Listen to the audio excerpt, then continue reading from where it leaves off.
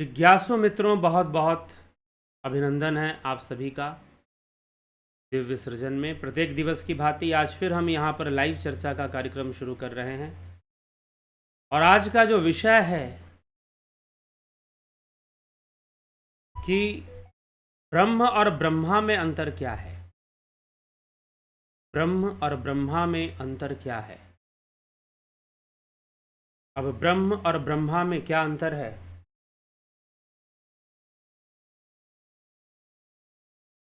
आज हम इस विषय को समझने का प्रयास करेंगे। ये बहुत गूढ़ विषय है, गहरी थ्योरी है इसके पीछे, गहरा ज्ञान है इसके पीछे। तो ब्रह्म क्या है और ब्रह्मा क्या है, क्योंकि नाम से लोग कंफ्यूज होते हैं कि ब्रह्म और ब्रह्मा में डिफरेंस क्या है, ब्रह्म और ब्रह्मा में अंतर क्या है। तो वास्तव में ब्रह्म क्या है और ब्रह्मा क्या है। आप सबसे पहले इसके कॉन्सेप्ट को समझिए, इसकी फिलॉसफी को समझिए। वैसे तो चलो आप एक है हमारे पास कि ब्रह्म है और ब्रह्मा एक देवता है, ब्रह्मा जी हैं जिन्होंने दुनिया बनाई है। सृष्टिकर्ता ब्रह्मा जी हम कहते हैं, प्रजापिता ब्रह्मा जी कहते हैं हम उनको। लेकिन ब्रह्म और ब्रह्मा में डिफरेंस जानते हैं क्या है। ब्रह्मा जो है वो ब्रह्म का मैनिफेस्टेशन है। ब्रह्मा क्या है, ब्रह्मा ब्रह्म का मैनिफेस्टेशन है, manifestation of Brahma. Manifestation of Brahma is Brahma.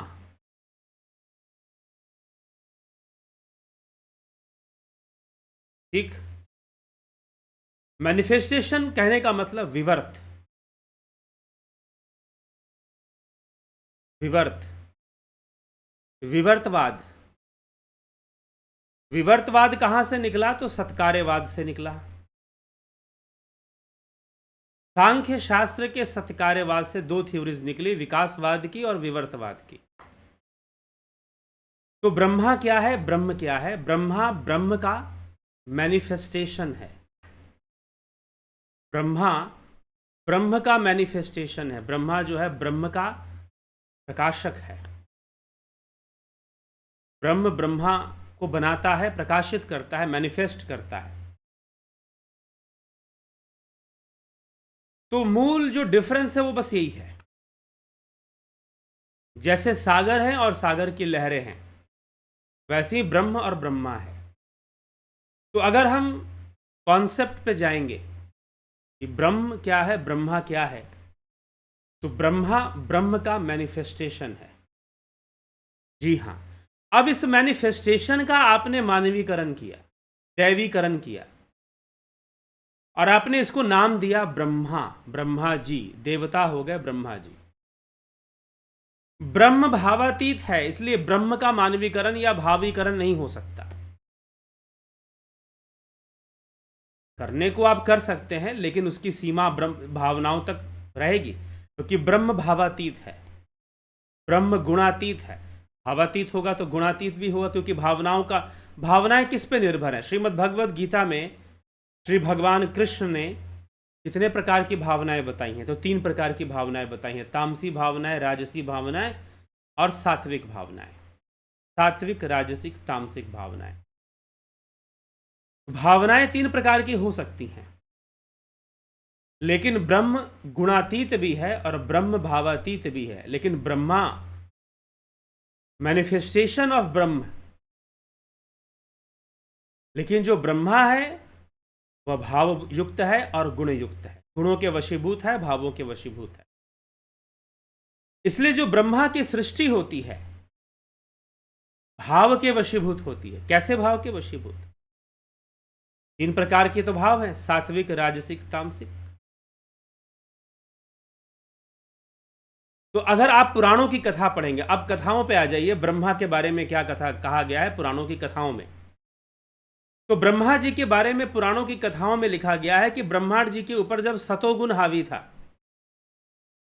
Brahma ji के ऊपर जब सात्विक गुण हावी था, तो उनके मानस पुत्रों का जन्म। हाँ, अब ये मानस पुत्रों का जन्म, सनकादि ऋषि, 4 ऋषियों का जन्म हुआ। तो ब्रह्मा के सतोगुण से हुआ। लेकिन ब्रह्मा जी के मन में रजोगुण भी था, क्योंकि वो मैनिफेस्टेशन है। ब्रह्मा कौन है? मैनिफेस्टेशन। उसमें तीनों गुण होगा।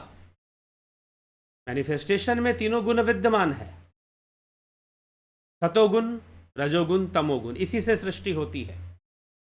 इसकी विषमता से ही कर्म उत्पन्न होते हैं।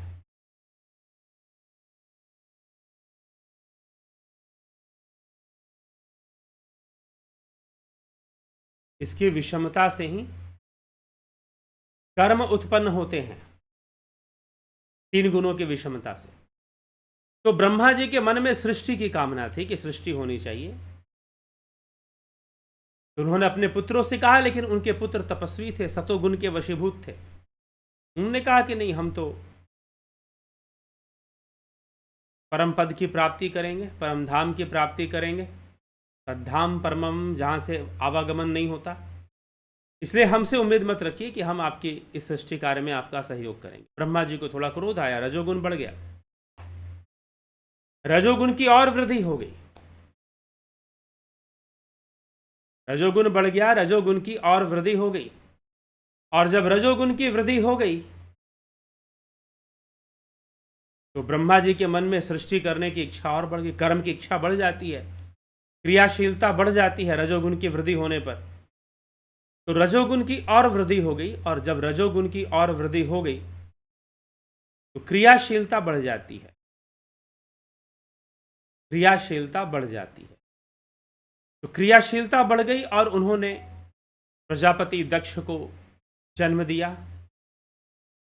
लेकिन अहंकार के वशीभूत, रजोगुण के वशीभूत। रजोगुण अहंकार का कारक है। हालांकि अहंकार के कारक तो कोई भी गुण हो सकता है, लेकिन विशेष रूप से रजोगुण अधिक है। तो रजोगुण के बढ़ने के कारण और उस रजोगुण से अब सृष्टि शुरू होती है। तो उसमें प्रजापति दक्ष का जन्म होता है। पहले ऋषि मुनियों का जन्म हुआ, सनकादि ऋषियों का, नारद आदि देव ऋषियों का जन्म हुआ। और ये सारी सृष्टि ब्रह्मा की कैसी सृष्टि है? मानस सृष्टि है। मानस कहने का मतलब सूक्ष्म सृष्टि है। सूक्ष्म अर्थात हिरण्य गर्भ की सृष्टि है, जहां जीव निर्मित होता है। ब्रह्मा के लोक की सृष्टि है। इसलिए भगवान श्री कृष्ण श्रीमद् भगवद गीता में 3 प्रकार के लोकों का वर्णन करते हुए क्या कहते हैं कि एक लोक है यह मृत्यु जगत, जहां पर हम शरीर के माध्यम से इंटरैक्ट कर रहे हैं, शरीर के माध्यम से एक दूसरे से हम बातचीत कर रहे हैं। दूसरा लोक है ब्रह्मा का लोक, जो कि सूक्ष्म जगत है, हिरण्य गर्भ है। वहां पर वास्तव में जीव की स्थिति वहां पर बनती है, सूक्ष्म शरीरों का वहां पर वास होता है। उस लोक में सूक्ष्म शरीर आपस में इंटरैक्ट कर सकते हैं, लेकिन वह भावनात्मक है, मानस है। लेकिन इससे भी परे, ब्रह्मा के लोक से भी परे परम धाम है, परम अव्यक्त है। भगवान श्री कृष्ण कहते हैं कि परम अव्यक्त है, ब्रह्मा के लोक से भी परे। तो उसकी प्राप्ति करना परम पद की प्राप्ति है। नहीं तो ब्रह्मा के लोक से आवागमन चलता रहता है, ब्रह्मा के लोक से जन्म मरण का चक्र चलता रहता है। लेकिन ब्रह्मा की जो सृष्टि है वो सूक्ष्म सृष्टि है। तो पहले सूक्ष्म सृष्टि होती है, उसके बाद स्थूल सृष्टि होती है। पहले सूक्ष्म सृष्टि होती है, उसके बाद स्थूल सृष्टि होती है। सीधा स्थूल सृष्टि नहीं होती, पहले सूक्ष्म सृष्टि होती है। पहले मन बनता है। इसलिए सूक्ष्म कौन है? पंचमय कोश का अध्ययन करेंगे तो पहले अन्नमय कोश, अन्नमय कोश से सूक्ष्म है प्राणमय कोश, प्राणमय सूक्ष्म से सूक्ष्म है मनोमय कोश, मनोमय से सूक्ष्म है विज्ञानमय कोश, और विज्ञानमय कोश से सूक्ष्म है आनंदमय कोश, आत्मा का कोश, आनंदमय कोश। ठीक।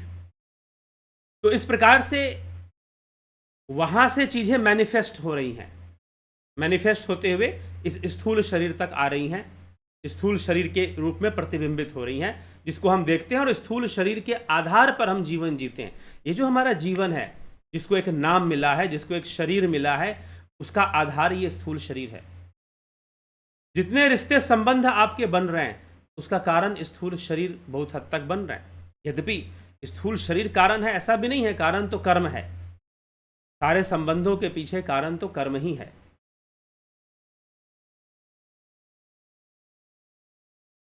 ठीक, तो कर्म भी सूक्ष्म जगत का तत्व है। कर्म स्थूल शरीर का भाग नहीं है, कर्म सूक्ष्म शरीर का भाग है। अगर सूक्ष्म शरीर का हम अध्ययन करें विवेक चूड़ामणि के अनुसार, आदि गुरु शंकराचार्य के अनुसार, सूक्ष्म शरीर की व्यवस्था को अगर हम समझने का प्रयास करें तो सूक्ष्म शरीर पुर्यष्टक कहा गया, 8 अंगों से मिलकर बनता है। ज्ञानेन्द्रियां, कर्मेंद्रियां, पंचभूत, पंच तन्मात्राएं, अंतःकरण, चतुष्टय, फिर काल, काम, काल और काम हो जाते हैं। इस तरह से 8 तत्व होते हैं। तो 8 तत्वों से यह सूक्ष्म शरीर बनता है। लेकिन स्थूल शरीर कैसे बनता है? मज्जा, हाड़, मांस, रक्त, वीर्य, इन सब से स्थूल शरीर बनता है। तो सूक्ष्म सृष्टि पहले होती है और सूक्ष्म सृष्टि ही स्थूल सृष्टि को बनाती है। वेदांत दर्शन इसी की व्याख्या करता है पंचीकरण के सिद्धांत के अनुसार। तो वेदांत सूत्रों में पंचीकरण समझाया जाता है। अगर आप शिव स्वरोदय शास्त्र का अध्ययन करें या शिव स्वरोदय तंत्र का अध्ययन करें, उसमें भी पंचीकरण का सिद्धांत का वर्णन मिलता है कि सूक्ष्म से स्थूल की सृष्टि कैसे होती है, पंचीकरण से होती है। इसका मतलब संपूर्ण तत्वों का सूक्ष्म रूप होता है। जैसे जल तत्व है तो जल का भी सूक्ष्म है, वायु का भी सूक्ष्म रूप है, अग्नि का भी सूक्ष्म रूप है। तो सूक्ष्म शरीर जो बनता है अपंचीकृत तत्वों से बनता है। सूक्ष्म शरीर जो बनता है अपंचीकृत, मतलब इनका मिक्सिंग नहीं होता। पंचीकरण कहने का मतलब प्रपंच की रचना होना। प्रपंच क्या है? पंच तत्वों से पंचीकरण होते हुए ये जो संसार प्रकट हो रहा है, इसी को प्रपंच कहते हैं। इसी को प्रपंच कहते हैं। पंच तत्वों से पंचीकृत होते हुए जो संसार प्रकट होता है, स्थूल जगत जो प्रकट होता है, उसी को प्रपंच, स्थूल जगत को प्रपंच कहते हैं। तो अपंचीकृत रूप में सूक्ष्म शरीर विद्यमान होता है। और जो ब्रह्मा की जो रचना है वो सूक्ष्म भावनाओं की रचना है।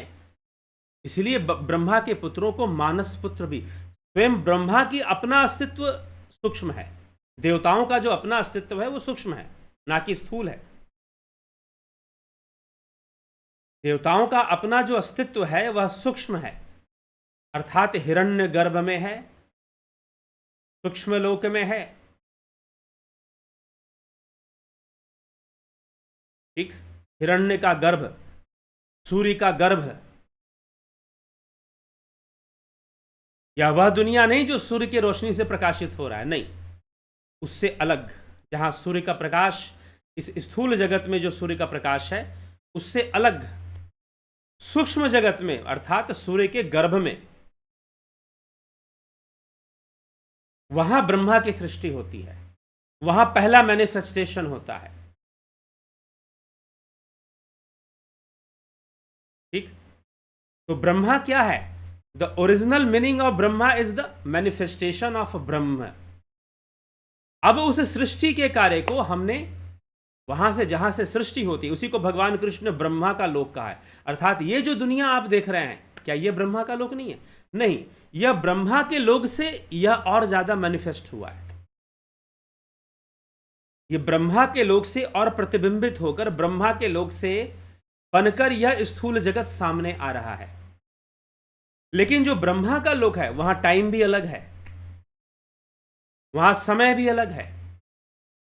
एक वैज्ञानिक हुआ था न्यूटन, जिसने कहा था कि टाइम इज कांस्टेंट, समय कभी बदलता नहीं है। लेकिन हमारे शास्त्र नहीं मानते इस बात को। हमारे शास्त्र कहते कि नहीं, ब्रह्मा के लोक का जो समय की गणना है वो अलग है, और इस संसार में जहां पर हम मृत्यु लोक में रहते हैं, यहां समय की गणना जो है अलग है। लेकिन न्यूटन नामक साइंटिस्ट ने कहा था कि टाइम इज कांस्टेंट। तो अब बताइए कि न्यूटन सही है कि हमारे पुराण सही हैं, हमारे शास्त्र सही हैं? क्योंकि ब्रह्मा के लोक में टाइम डिफरेंट वे में चलता है।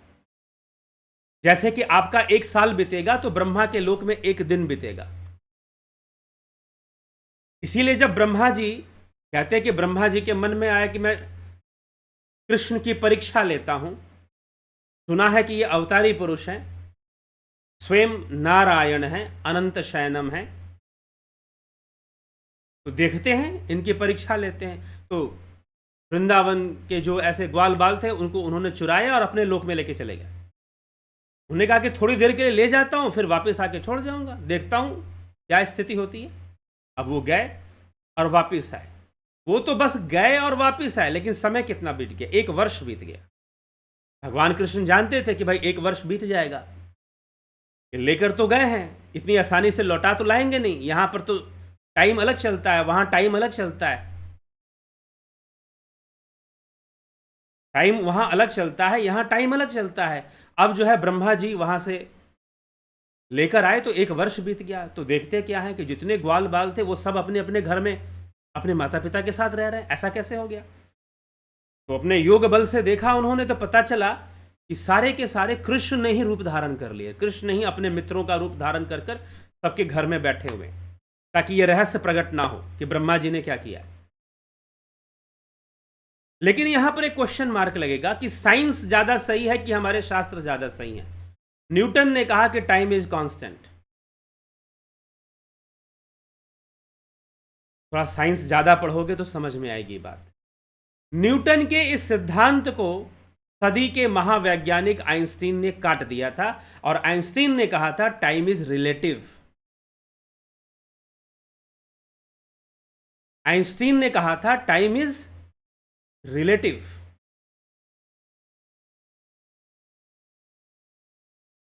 ठीक है, टाइम रिलेटिव है, टाइम कांस्टेंट नहीं है। यहां तक आइंस्टीन ने कहा कि अलग अलग ग्रहों पे भी अगर हम जाएंगे तो वहां पर टाइम वेरी कर जाएगा, क्योंकि ग्रहों के घूमने की गति अलग है, रोटेशन अलग है, रिवॉल्यूशन अलग है, स्पीड अलग है, तो टाइम रेट ऑफ चेंज अलग है। तो टाइम है क्या? Rate of change. तो आप रेट ऑफ चेंज को कांस्टेंट नहीं कह सकते। तो आइंस्टाइन ने हमारे शास्त्रों की बात को प्रूफ कर दिया था कि टाइम कांस्टेंट नहीं है, time is relative. Time relative है, सापेक्ष है। रिलेटिव मतलब अलग अलग रिलेशन में टाइम भी अलग अलग होगा। अब आ जाइए थोड़ी साइकोलॉजी पर। समझ लीजिए कि जिस समय आप सो जाते हैं और स्वप्न में चले जाते हैं, तो आप ब्रह्मा के वर्ल्ड में घुस जाते हैं, एक तरह से स्वप्न सूक्ष्म लोक में घुस जाते हैं, लेकिन आपकी चेतना विकसित अवस्था में आप होते हैं, इसलिए आपका अपना कंट्रोल नहीं चलता। लेकिन योगी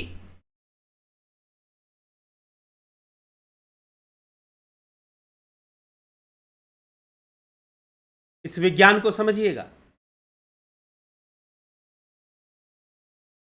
इस विज्ञान को समझिएगा। लेकिन जब योगी ध्यान योग से सूक्ष्म जगत में प्रवेश करते हैं तो उनका कंट्रोल बना रहता है। इसलिए योगियों के अंदर स्वप्न पे भी कंट्रोल आ जाता है, अपने ड्रीम्स पे भी वो कंट्रोल करना जान जाते हैं। वो अपने ड्रीम्स पे भी कंट्रोल करना जान जाते हैं जो योगी होते हैं। तो इसीलिए जब आप स्वप्न देखते हैं, अब मान लीजिए कि आपने स्वप्न देखा 2 मिनट का, आपको लगता है कि 2 मिनट की घटना घटी है,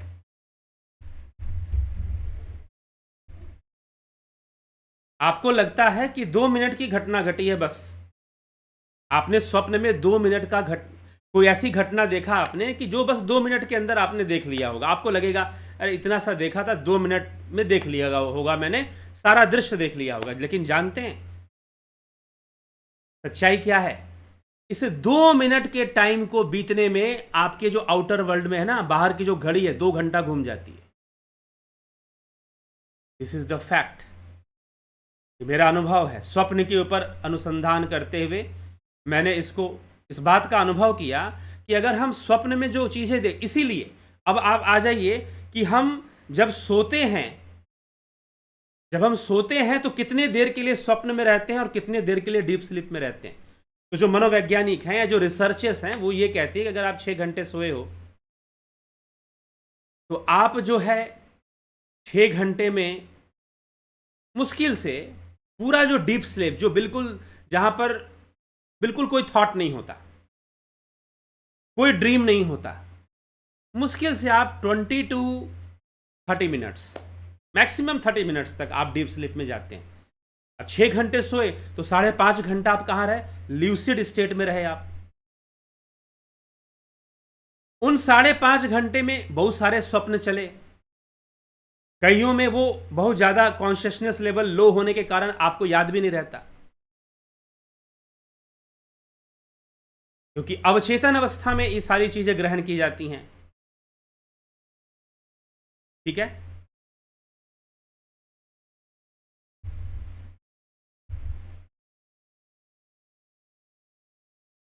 तो अवचेतन अवस्था में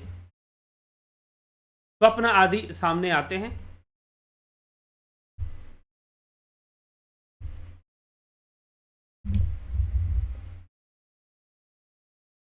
और फिर डीप स्लीप, गहरी निद्रा में हम चले जाते हैं।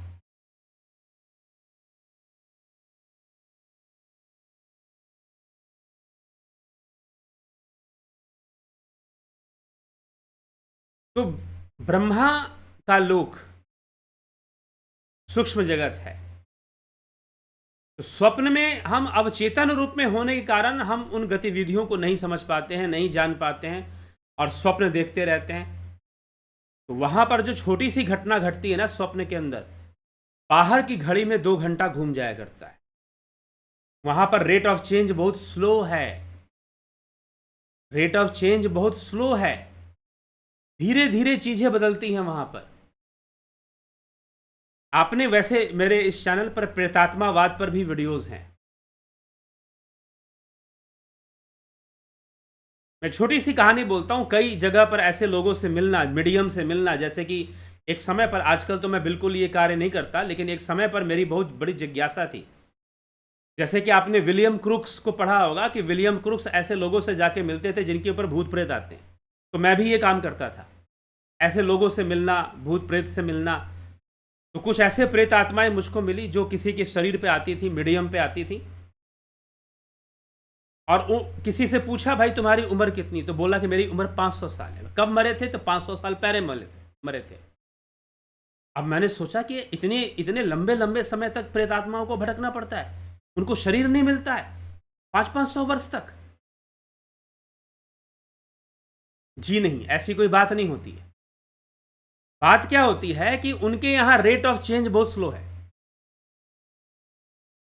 जो प्रेतात्मा योनि में चला गया उसके यहां रेट ऑफ चेंज बहुत स्लो होता है, धीरे धीरे होता है, और फिर वो स्थूल जगत से अपना संबंध बनाने का प्रयास करते हैं। तो यहां पर जब वो आते हैं तो वो कहते हैं कि भाई यहां के अनुसार तो हमारा 500 वर्ष हो गया।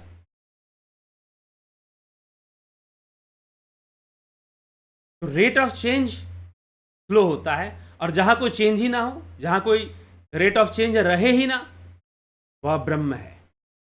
ब्रह्म में कोई चेंज नहीं होता, अपरिवर्तनशील है, इसलिए सनातन है, इसलिए ब्रह्म ही सनातन है, इसलिए आत्मा ही सनातन है।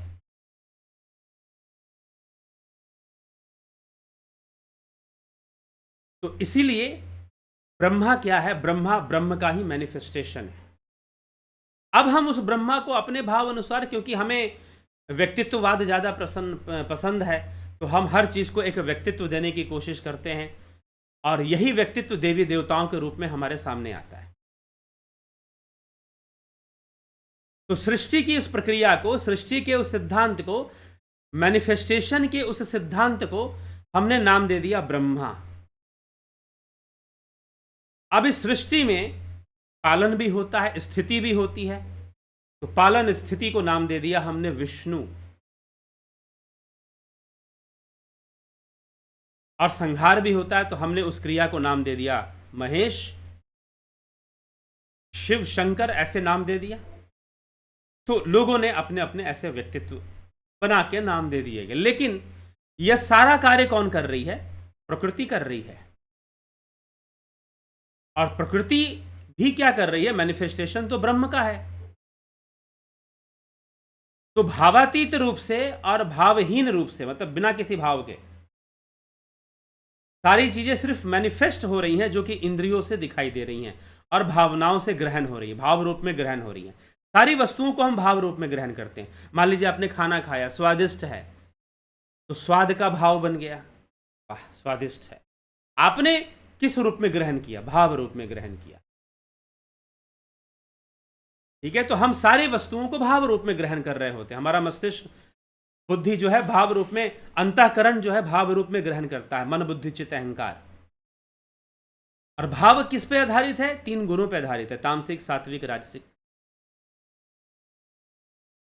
भाव इस पे आधारित है। तो इसलिए Brahma is the manifestation of ब्रह्म, इसीलिए उसका नाम ब्रह्मा है। ब्रह्मा क्या है? ब्रह्मा, ब्रह्म से ब्रह्मा, ब्रह्म से ब्रह्मा, मतलब ब्रह्म ने अपने आप को, दैट इज ब्रह्मा। इसीलिए ये ब्रह्मा का नाम ऐसे रखा गया है और ब्रह्म ऐसे रखा गया है। तो जहां मैनिफेस्टेशन होगा वहां सृष्टि होगी, वहां विवर्त होगा वहां सृष्टि होगी, विवर्त के रूप में ही सृष्टि होगी।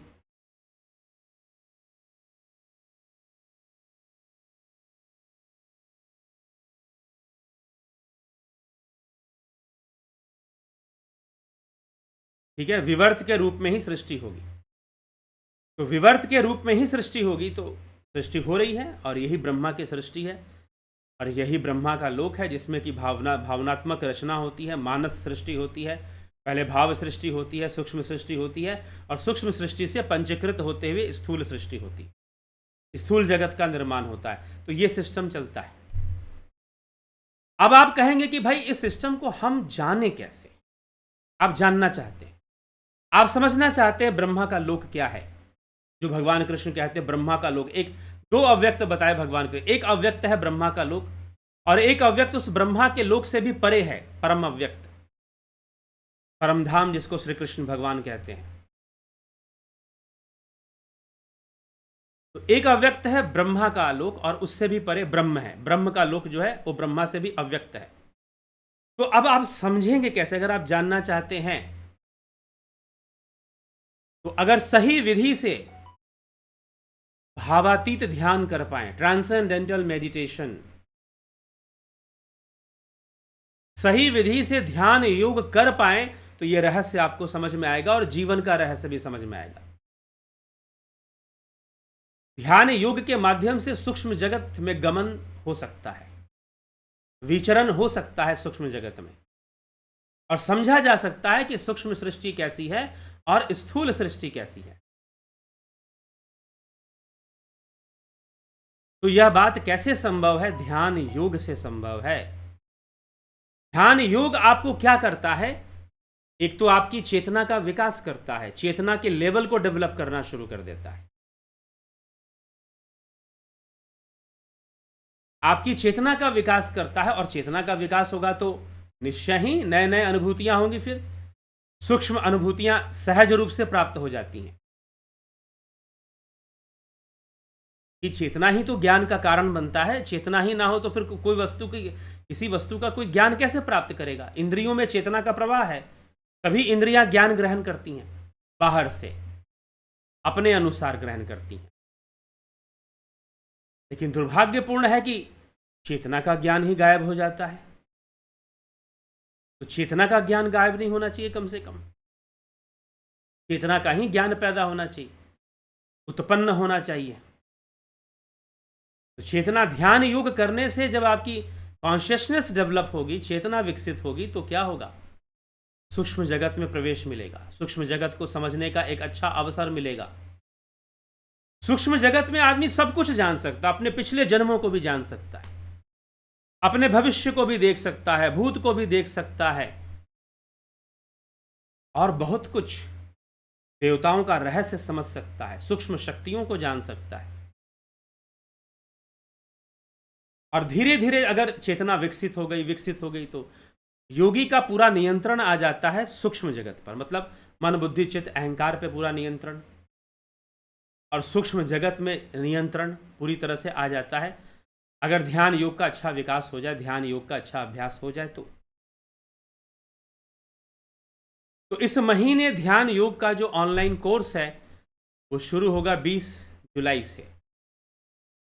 इस महीने ध्यान योग का जो ऑनलाइन कोर्स है वो 20 जुलाई से शुरू होगा। आप इसको ज्वाइन करना चाहते हैं, इसका लाभ उठाना चाहते हैं, तो इस पर दिए हुए नंबर पर आप संपर्क करेंगे।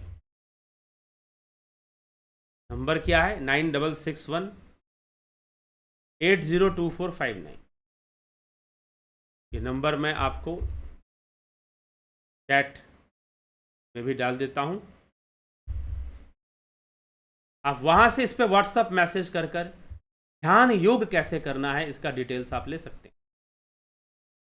इसके साथ प्राकृतिक चिकित्सा का भी कोर्स चलता है, उसका भी लाभ उठा सकते हैं। और फिलोसफी का भी कोर्स शुरू होगा 20 जुलाई से। ठीक, फिलोसफी का भी कोर्स शुरू होगा 20 जुलाई से, लेकिन इस बार इसका शुल्क थोड़ा सा बढ़ा हुआ मिलेगा फिलोसफी कोर्स का। बाकी सारे कोर्सेस अपने शुल्क में हैं। तो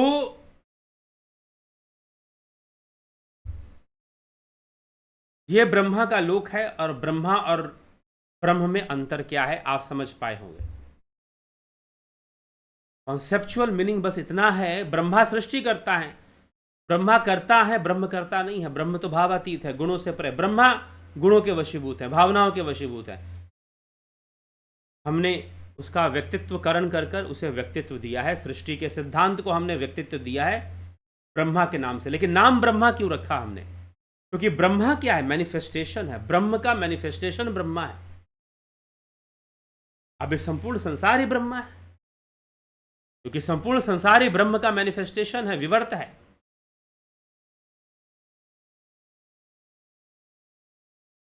इस तथ्य को समझ लेने की आवश्यकता है। ठीक, तो चलिए आइए आगे देखते हैं आपके कमेंट्स।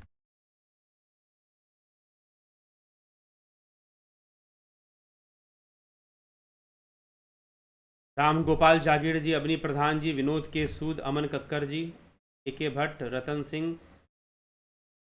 चेतना के स्तर का क्या तात्पर्य है? के भट्ट जी कह रहे हैं चेतना का स्तर मतलब चेतना, हमारी चेतना। जैसे कि आप चेतना का स्तर अगर समझना है तो साधारण रूप से आप कैसे समझेंगे? साधारण रूप से आप ऐसे समझिए कि अभी आपकी चेतना जागृत अवस्था में, चेतन अवस्था में, शरीर के प्रति चेतन अवस्था में है। लेकिन जब आप सो जाएंगे तो लेवल ऑफ कॉन्शियसनेस डाउन हो जाएगा, आप स्वप्न अवस्था में चले जाएंगे। लेवल ऑफ कॉन्शियसनेस डाउन हो रहा है जब आप सो जाते हैं। डीप स्लीप में चले जाएंगे तो और डाउन हो जाएगा, अचेतन अवस्था में चले जाएंगे। समझ में आ गया? हमारी चेतना ट्रैवल करती है 3 अवस्थाओं में। यही तो मांडुक्य उपनिषद ने समझाया है, और इस बात को किसी और ने भी समझाया है क्या? हाँ, 3 लेवल की बात तो किसी और ने भी की। किसने की है? Sigmund Freud. Sigmund Freud. Sigmund Freud ने चेतना के 3 स्तर की बातें की है। Consciousness, conscious, subconscious, unconscious. क्या है? जागृत, स्वप्न, सुषुप्ति। लेकिन हमारे जो उपनिषद हैं वो चेतना के 4थे लेवल की भी बात करते हैं, और वो क्या है? Super consciousness. सिगमंड फ्रायड ने सुपर कॉन्शियसनेस की बात नहीं की है। सिगमंड फ्रायड ने सुपर कॉन्शियसनेस की बात नहीं की है। उसने consciousness, conscious mind, subconscious mind, उसने माइंड बोला है, और अनकॉन्शियस माइंड। वास्तव में ये माइंड इस अवस्था में जा क्यों रहा है? मन जो है कॉन्शियस और सब, एक्चुअल में कॉन्शियसनेस काम कर रही है। यहां पर कॉन्शियसनेस अपने लेवल को डाउन कर रही है, अप कर रही है। तो हमारी चेतना इस तरह से ट्रैवल कर रही है। कभी अच्छे से दूसरे वीडियो में इसको बता देंगे।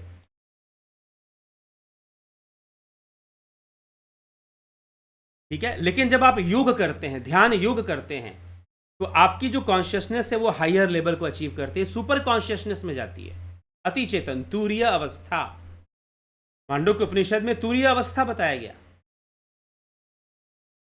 ठीक है, चलिए आगे बढ़े। इस तरह से चेतना के लेवल्स हैं, चेतना के स्तर हैं। रतन सिंह जी, शेखर शर्मा जी, विष्णुचंद्र मौर्य, श्वेता राय सिन्हा जी, नूतन भट्ट जी, तीरथ दास साहू जी, घनश्याम सरोदे, राजू पाल जी, चितरंजन बरुआ, रूपलाल विश्वकर्मा, सतीश मास्टर, नरेंद्र माकुड़े, खिम सुनार, संतोष गुप्ता, रामविलास जी, संजय घागरे, प्रणाम आचार्य जी, नीति सिन्हा जी, राठौड़ विक्रम भाई, अमन,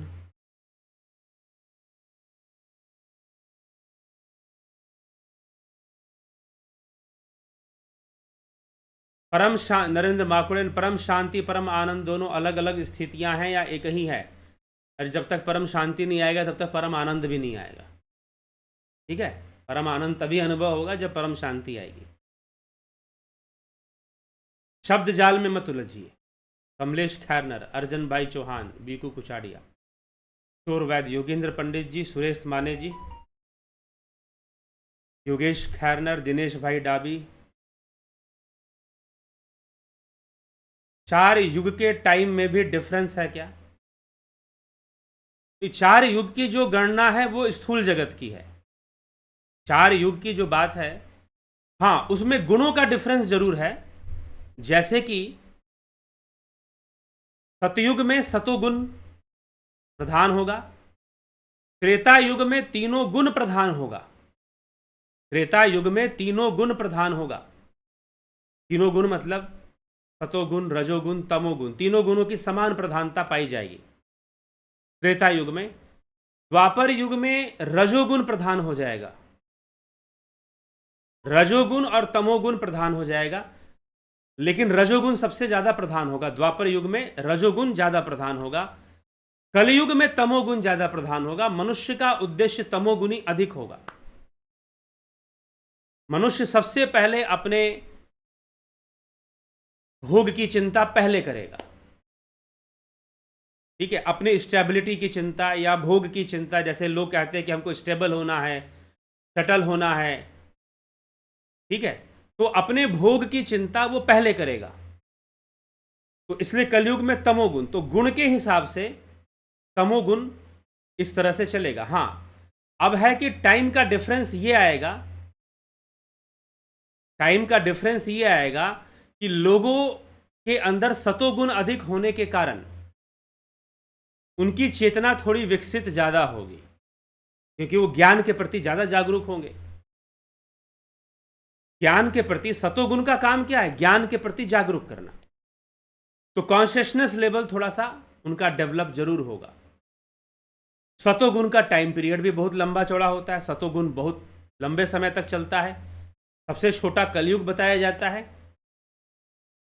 तो 4 युगों में भी डिफरेंस है, 4 युगों में भी टाइम का डिफरेंस है, लेकिन वो डिफरेंस ऑलमोस्ट यहां के लेवल के साथ मैचिंग है। हाँ, रेट ऑफ चेंज थोड़ा सा फास्ट हो जाता है कलयुग में, ऐसा बताया गया है। रेट ऑफ चेंज जो है वो कलयुग में थोड़ा सा फास्ट बताया गया है कि चीजें जल्दी जल्दी बदलेंगी, लाइफ जल्दी जल्दी निकलेगा। ठीक है, बुढ़ापा जल्दी जल्दी आता है लोगों को।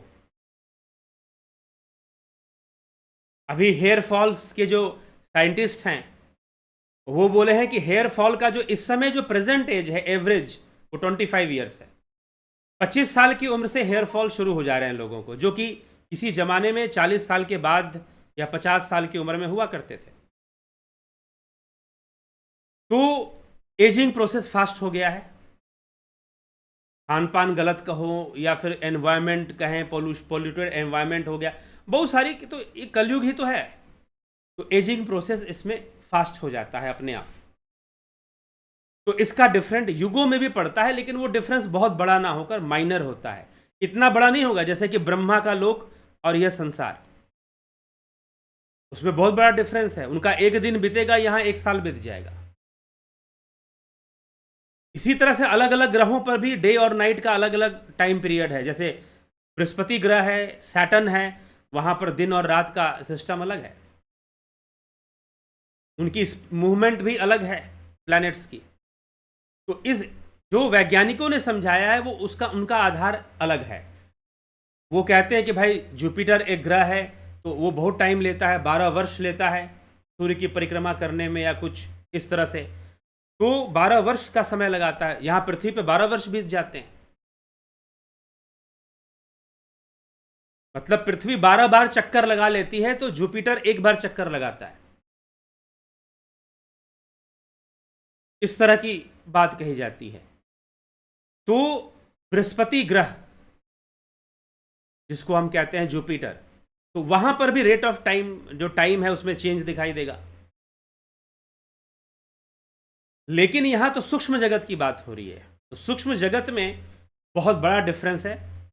ब्रह्मा के लोक में, सूक्ष्म जगत में, वहाँ जो रेट ऑफ चेंज है बहुत ही स्लो है, और स्लो होने के कारण वहाँ एक दिन बीतता है तो यहाँ एक साल निकल जाता है। ऐसे स्वप्न में इसका सबसे अच्छा एग्जाम्पल स्वप्न है। जब आप स्वप्न देखेंगे तो आप इस चीज़ को टैली कर सकते हैं। आप स्वप्न, कई बार क्या होता है दिन में, जब लोग दिन में सोते हैं ना तो सपना ज़्यादा देखते हैं, स्वप्न ज़्यादा आएगा आपको। क्यों? क्योंकि वो डीप स्लिप का टाइम नहीं है, मेलाटोनिन हार्मोन रिलीज नहीं होता डे टाइम में। हाँ, पूरा क्लोज कर दो कमरा उमरा, एसी वेसी चला दो तो फिर आपको अच्छी नींद आ जाए। थोड़ा सा डार्क एनवायरनमेंट कर दो तो नींद को, क्योंकि नींद आने के लिए, मेलाटोनिन हार्मोन रिलीज होने के लिए डार्क एनवायरनमेंट जरूरी है। आपने कर दिया लेकिन फिर भी आपको ल्यूसिड स्टेट में ज़्यादा रहेंगे, सपने ज़्यादा दिखाई देंगे अगर दिन में सोएंगे, और आप सपनों में हैंग हो जाते हैं। कोई घटना देख रहे हैं, स्वप्न देख रहे हैं, और जब आप उठेंगे तो आपको लगेगा अरे 2-2.5 घंटा सो गया मैं, और 2-2.5 घंटे में सोए भी क्या, सपना ही चलता रहा। और सपना भी कोई बहुत बड़ा नहीं, थोड़ी सी चीज़ आपने देखी है जो कि मात्र आपको 10 मिनट में दिख जानी चाहिए थी, लेकिन बाहर की घड़ी में 2.5 घंटा निकल जाएगा, और आप फिर पछताएंगे कि 2.5 घंटा मेरा बर्बाद हो गया। तो इस तरह से ये वहाँ पर ये डिफरेंस बहुत होता है। लेकिन स्थूल जगत में जो डिफरेंसेस हैं उनमें थोड़ा सा डिफरेंस होता है, वो डिफरेंस बहुत बड़ा डिफरेंस नहीं होता है। तो इस तरह से ये डिफरेंस हमारे सामने आता है। ठीक, तो चलिए इसी तरह से हम इन सभी विषयों को अगर हम समझना चाहते हैं बहुत अच्छे से, तो हमें ध्यान योग को समय देना पड़ेगा, स्वयं को जानना पड़ेगा, आत्मज्ञान की ओर बढ़ना पड़ेगा। तो प्रकृति अपने बहुत सारे रहस्य खोलती है, और उन्हीं रहस्यों को हमारे शास्त्रों में ऋषि मुनियों ने लिखा है, बताया है। ऋषियों के द्वारा उपनिषदों में या फिर वेदों में या श्रुति शास्त्रों में जो षड दर्शन है, 6 शास्त्र हैं, 6 दार्शनिक शास्त्र हैं, सांख्य योग मीमांसा वेदांत न्याय वैशेषिक, तो यह जो शास्त्र हैं इन सब में हमें विस्तार से बताया जाता है, कई रहस्य इसमें खोले जाते हैं। ठीक है, तो चलिए ध्यान योग करना चाहते हैं, ज्वाइन कर सकते हैं। 20 जुलाई से शुरू हो जाएगा ध्यान योग का कोर्स, ज्वाइन कर इसका लाभ उठा लीजिए। अभी इसको हम विराम देंगे, आज की चर्चा को यहीं पर। कल फिर मिलेंगे 9 PM लाइव चर्चा में किसी दूसरे विषय के साथ। कई बार अभी पीछे हमने जूम ऐप पर भी चर्चा की थी, तो कोशिश करेंगे अगर आपको जूम ऐप पर अच्छा लगा था चर्चा तो उसको दोबारा करने की कोशिश की जाएगी, नहीं तो यूट्यूब पर चल रहा है, और दूसरे कुछ नए कोर्सेस भी भविष्य में लॉन्च होंगे, तो उसकी जानकारी भी जल्द ही आपको दी जाएगी। ठीक है, तो बहुत बहुत आभार आप सभी का। ओम तत्सत।